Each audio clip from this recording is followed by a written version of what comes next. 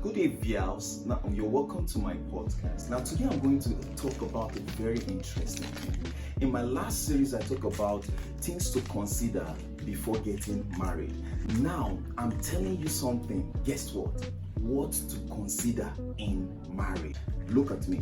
Now, one thing you want to know is this: life before marriage and life in marriage is different. Now, it's funny me sometimes to see people preparing for wedding.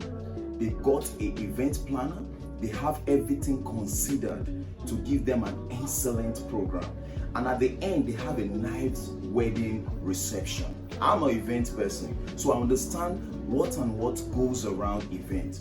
But it kind of wonder me, why don't they pay or get a life coach that will help them to have a successful marriage? Now, looking at marriage, you need to understand that the two parties changes with time. Change is constant in marriage. So every man and every woman in marriage, a time will come, they begin to grow, they begin to change in perspective, in the way they think, in the way they do things. Now, those are the things we need to consider.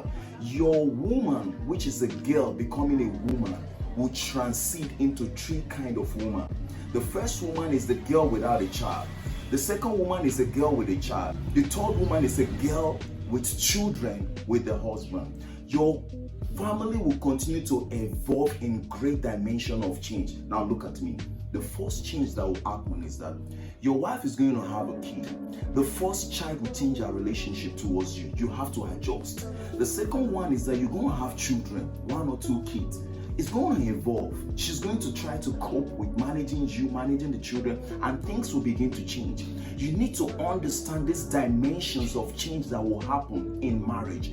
And when you begin to understand that, you begin to have a success in your marriage. Now, you're going to trust me. In our next series, I'm going to break down point upon point that will help us to consider things that we need to know in marriage so that you can have a beautiful and successful marriage.